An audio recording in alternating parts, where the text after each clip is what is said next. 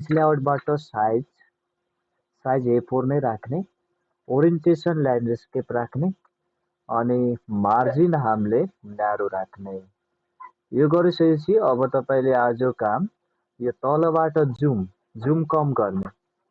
यहाँ जुम आउटबाट हामीले यसलाई यति पुरै पेज देखिने गरेर सानो बनाउने। बनाउँछ आफै बोर्डर बनाउन यहाँनिर इन्सर्टमा आउँछ। इन्सर्टबाट सेप्समा क्लिक गर्ने। सेप्सबाट एउटा रेक्टेंगल सेप, रेक्टेंगलमा क्लिक गरेर मैले यहाँबाट यसरी ड्र गर्ने। हेर्नु यो ठुलो बनाउनु होला यसरी। फर्मेटमा आएर सेप फिल भन्ने अप्सन छ, सेप फिललाई चाहिँ नो फिल गर्ने। सेप फिल नो फिल गर्ने, आउटलाइन मात्र बाहिरको बक्स मात्रै राख्छ, लाइन मात्रै। यो सेभ आउटलाइन यहाँबाट यसको वेट, सेभ आउटलाइनबाट वेट यसको मोटो बनाइदिने र तपाईले यसको कलर राख्न सक्नुहुन्छ। कुन कलरमा बनाउने त्यो अनुसार यो कलर राख।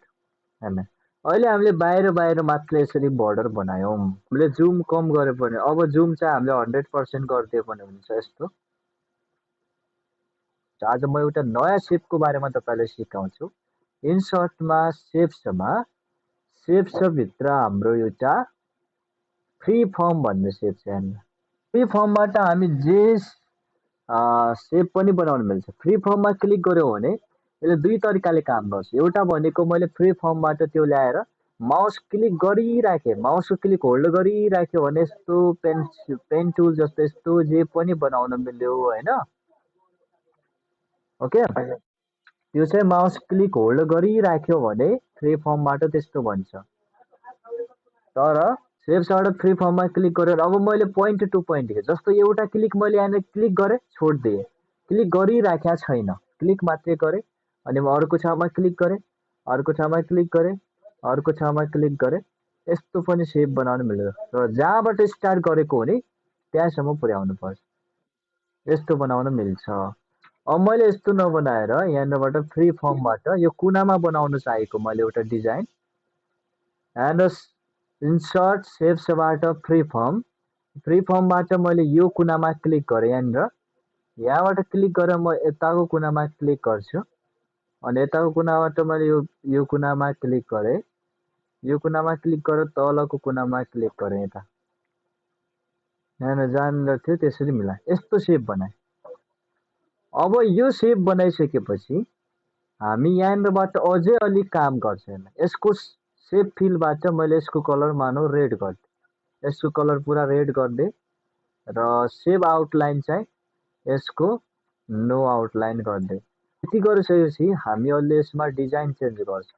त्यो डिजाइन चेन्ज गर्न र एउटा अप्सन आछ यो कुनामा, एडिट पोइन्ट भनिन्छ कि यसलाई, एडिट शेप भनिन्छ। मैले यसमा आए एडिट पोइन्टमा, यहाँबाट एडिट पोइन्टमा आउने, एडिट शेप्सबाट एडिट पोइन्टमा आउने भने चारै पोइन्टहरु एडिट हुन्छन्। हामीलाई चाहिएको बेला ठुलो सानो बनाउन मिल्यो कुनाहरु। अब म के गर्छु भने एडिट पोइन्टमा आएर यहाँ बिचमा क्लिक गर्छु, बिचमा क्लिक गरेर राइट क्लिक गर्छु, राइट क्लिक गरेर एड पोइन्ट गर्छु। यहाँ बिचमा मैले एउटा नयाँ पोइन्ट एड गरेँ अनि नयाँ पोइन्ट एड गर्ने बित्तिकै यो पोइन्टमा फेरि राइट क्लिक गर्छु, यो बिचको पोइन्टमा नयाँ पोइन्ट एड भएको छ त्यसमा आएर फेरि राइट क्लिक गरेर यहाँनिर अलरेडी यो छँदैछ, यो कर्नर पोइन्ट भन्ने छ, यसमा क्लिक गर्नुपर्ने हुन्छ। अहिले यसमा टिक लागेकै छ, यदि तपाईकोमा क्लिक भएको छैन भने कर्नर पोइन्टमा क्लिक गर्ने। अब कर्नर पोइन्टमा क्लिक भयो भने मैले यो पोइन्टमा आएर माउस क्लिक गरिराखेर यसलाई भित्रतिर लग्ने भने यस्तो प्रकारको बनाउन मिल्छ। जस्तो यो टाइपको अनि यस्तो टाइपको हामीले बनाउन खोजेको। यसरी मैले एउटा शेप बनाएँ। कुना बनाउनलाई यसलाई कपी गरेर ल्याए पनि हुन्छ, तर म तपाईलाई फेरि एकछिन म यो बनाउने तरिका यहाँ बनाएरै देखाउँछु। कपी गरेर पनि हुन्छ, यसलाई कन्ट्रोल डी गरेर यहाँ पनि राख्न मिल्यो र म नयाँ नै बनाएर देखाउँछु। हेर्न नयाँ बनाउन फेरि म इन्सर्टमा आउँछु, इन्सर्टबाट शेप्समा आउँछु, शेपबाट मैले फ्री फर्ममा क्लिक गरेँ, फ्री फर्मबाट मैले यता क्लिक गरेँ, यहाँनिरबाट एउटा पोइन्ट यहाँनिर क्लिक गरेँ अनि यहाँ क्लिक गरेर फेरि म यताको पोइन्ट यहाँ क्लिक गरेँ अनि त्यसपछि यहाँ तल आएँ यो कुनामा, यहाँबाट फेरि यो यता आएँ, यहाँनिर मिलाइदियो भने यसरी कलर आउँछ। अब मैले फेरि यसको कलर सेप फिलबाट रेड गरेँ, सेभ आउटलाइन चाहिँ नो आउटलाइन गरेँ। यसरी मिलाइसकेपछि यसलाई भित्रतिर ल्याउँदै अलिक राम्ररी मिलाएर कुनातिर यो आइसकेपछि अब मैले फेरि यो बीचबाट यसको बीचबाट हामी एउटा पोइन्ट एड गर्छौँ। त्यसको लागि हामीले यसमा क्लिक गरेर आउनु पर्ने हुन्छ यतापट्टि हाम्रो फर्मेटमा। फर्मेटमा आइसकेपछि यहाँनिर देखाएको छ हाम्रो एडिट सेप भन्ने। एडिट सेपमा क्लिक गर्यो भने एडिट पोइन्ट भन्ने आउँछ। एडिट पोइन्टमा क्लिक गर्ने। एडिट पोइन्टमा क्लिक गरेपछि यो बिचमा यहाँनिर राइट क्लिक गर्ने। राइट क्लिक गरेर एड पोइन्ट गर्ने। बिचमा नयाँ पोइन्ट एड गर्ने। एड पोइन्ट गरिसकेपछि यसमा फेरि यो पोइन्टमा राइट क्लिक गरेर कर्नर पोइन्ट गर्ने। यसमा अलरेडी कर्नर पोइन्टमा टिक लागेको छ, ठिक छ। अब यस्तो भएको बेला तपाईँले यो लाइनहरू छन् नि यसलाई अलि भित्रतिर ल्याउने। यो जुन लाइन बाङ्गो हुँदैछ यताको पोइन्टहरू दुईटा पोइन्टहरूबाट यो पोइन्टलाई यसरी सिधा गरिदिने। यो पोइन्टलाई पनि यताबाट तानेर यस्तो सिधा गरिदिने क्या। हो यस्तो टाइपको। जस्तो यो पोइन्टहरू छन् नि यो पोइन्टहरू यस्तो टाइपको गरिदिने। यो बनाइसकेपछि अब हामी अरू काम चाहिँ हेर्ने। अब हाम्रो डिजाइन बनिसक्यो सर्टिफिकेटको हेर्ने, प्रोफेसनल डिजाइन हाम्रो बनिसक्यो। अब यसपछि यो भित्र हामी लेख्छौँ। अब मैले यो सर्टिफिकेटमा लेखिने कुराहरू तपाईँले लेख्न सक्नुहुन्छ। अब यसमा अलि जुम गरेर मैले अब बीचबाट हेर्ने, इन्सर्टमा आएँ। यसमा अलि जुम गरेर मैले अब बीचबाट हेर्ने, इन्सर्टमा आएँ। इन्सर्टमा तपाईँकोमा ओड आर्ट होला। ओड आर्टमा आएर हामीले यताबाट कुनै पनि एउटा ओड आर्ट स्टाइल चुज गरेँ। मैले चाहिँ यो स्टाइलमा लेख्न खोजेँ, यसमा क्लिक गरेँ। अब यहाँनिर आयो, यो बक्स आयो। यसलाई तपाईँले बिचमा ल्याएर यो लेख्न सक्नुहुन्छ।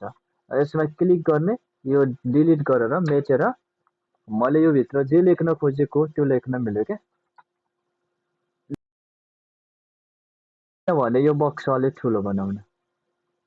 हेर्नु यो ओड आर्टबाट आएको बक्स हो है।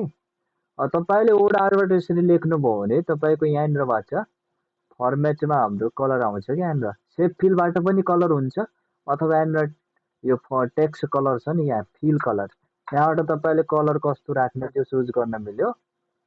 अनि तपाईँले यताबाट यसको आउटलाइन कस्तो राख्न मिल्यो त्यो राख्न मिल्यो। या ओरिजिनलै ठिक छ भने त्यसो पनि राख्न मिल्यो है।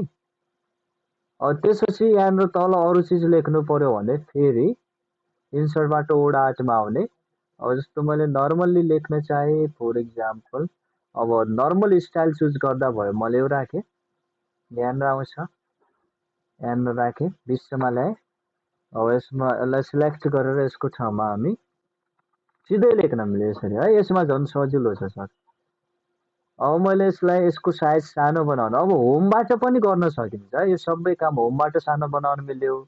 होमबाट कस्तो कलर राख्ने त्यहीँबाट होमबाट नै कलर राख्न मिल्यो। र अब यसको आउटलाइन आउँदैछ भने पनि आउटलाइन चाहिँ यहाँबाट राख्न मिल्यो। यस्तो टाइपको कुनै पनि प्रकारको हामी बनाउन सक्छौँ। डुप्लिकेट गरेर बाहिरबाट अनि यो चिजलाई यहाँनिर ल्याएर मैले टेक्स्ट इफेक्टबाट ट्रान्सफर्ममा आएर यो जुन छ नि यो त यो राख्दा मिल्यो। अब तपाईँले यो राखेर तल के गर्ने, इन्टर गर्ने, दुईचोटि इन्टर गरेर अनि एड्रेस राख्यौँ।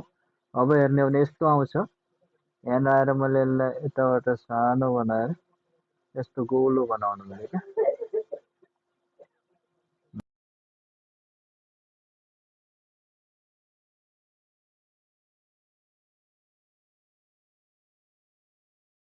यो दुईटै ग्रुप गर्नुपर्ने हो, दुईटै सिलेक्ट गरेर है। ल मैले यति गरेँ। अब यसपछि यहाँ बिचमा मैले सर्टिफिकेटवाला लेख्नु पर्यो। र सर्टिफिकेटको लागि लेख्नु पर्यो भने हामी यतापट्टि आएर यो नजिक गरिदिनु होला अलि यसरी। ओडाबाट लेखेपछि झन् सजिलो हुन्छ, यता माथि तल माथि सराउँ। अब यसपछि हामीले इन्सर्टमा आयो। इन्सर्टबाट अब सेप्समा आयो। सेपबाट यहाँ तल हाम्रो लास्ट अब सेपहरू छ भने यसमा स्टार्स एन्ड ब्यानरभित्र यो छ हाम्रो टप रिबन भन्ने। यसमा क्लिक गरेर अब सिधै यसमा लेख्न मिल्छ 16मा। यदि भएन भने यसरी राखेर मैले ओडा आर्टबाट लेखेर ल्याउन सक्छु। यसरी राखेर यो सेभ।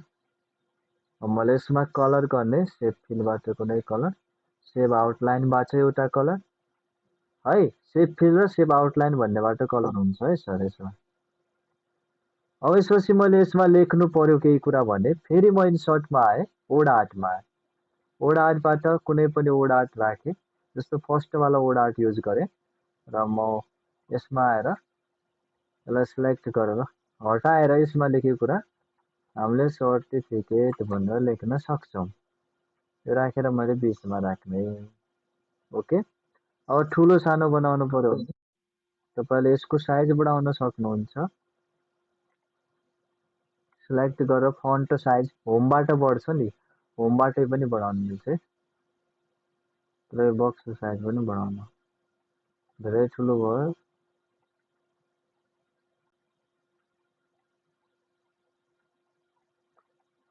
तो यो हामीले 48 सम्म ल्याउँदा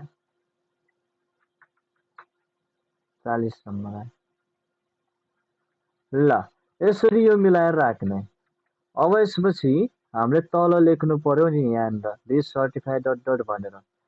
त्यसको लागि तपाईँले फेरि इन्सर्टमा आउने, इन्सर्टबाट टेक्स्ट बक्स भन्नेमा क्लिक गर्ने। टेक्स्ट बक्सबाट हाम्रो ड्र टेक्स्ट बक्स, टेक्स्ट बक्सबाट ड्र टेक्स्ट बक्स अनि यहाँबाट हामीले same place to box draw गर्ने। यो बक्स ड्र गरिसकेपछि तपाईँले अक्षरको साइज ठुलो बनाएर यहाँबाट मोनो टाइप कर्सिभ भन्ने फन्ट चेन्ज गरेर अनि तपाईँले लेख्न सक्नुहुन्छ। अब मैले क्यापिटल हटाएर अब यहाँ लेख्ने दिस इज सर्टिफाइड।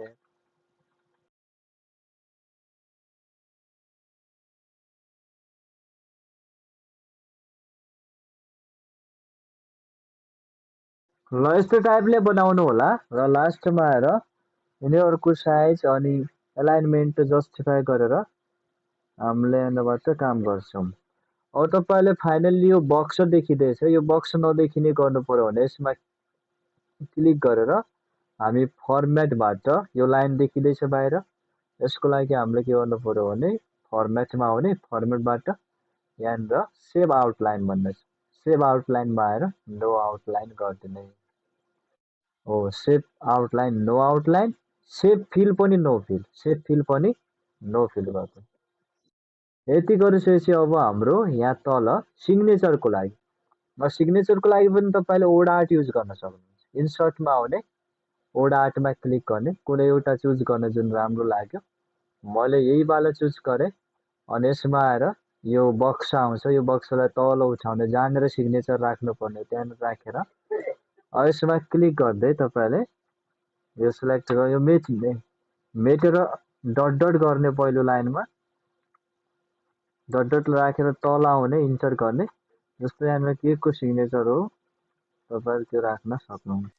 तो अब सेन्टरमा लेख्नको लागि सिलेक्ट गरेर होमबाट सेन्टर एलाइनमेन्ट गर्ने, साइज सानो ठुलो बनाउन सकियो, लाइन स्पेसिङ कम गर्न मिल्यो, सबै कुराहरू होमको युज हुने क्या।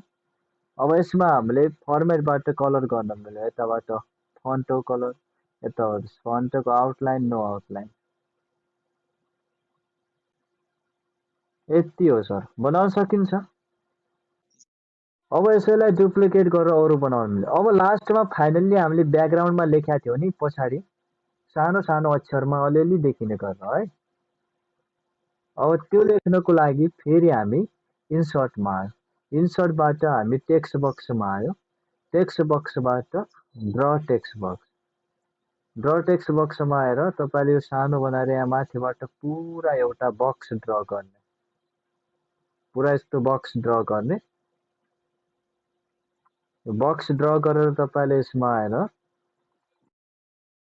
लेख्ने, जे लेख्नु पर्ने हो त्यो चिज लेख्नु। यति लेखेर यतिलाई सिलेक्ट गर्ने अनि यहाँसम्म मात्रै सिलेक्ट गर्ने, ब्याक यति सिलेक्ट गर्ने होइन, यहाँसम्म मात्रै सिलेक्ट गरेर कन्ट्रोल सी गर्ने। कन्ट्रोल सी भने कपी, यता आएर तपाईँले कन्ट्रोल भी गर्दै जति पनि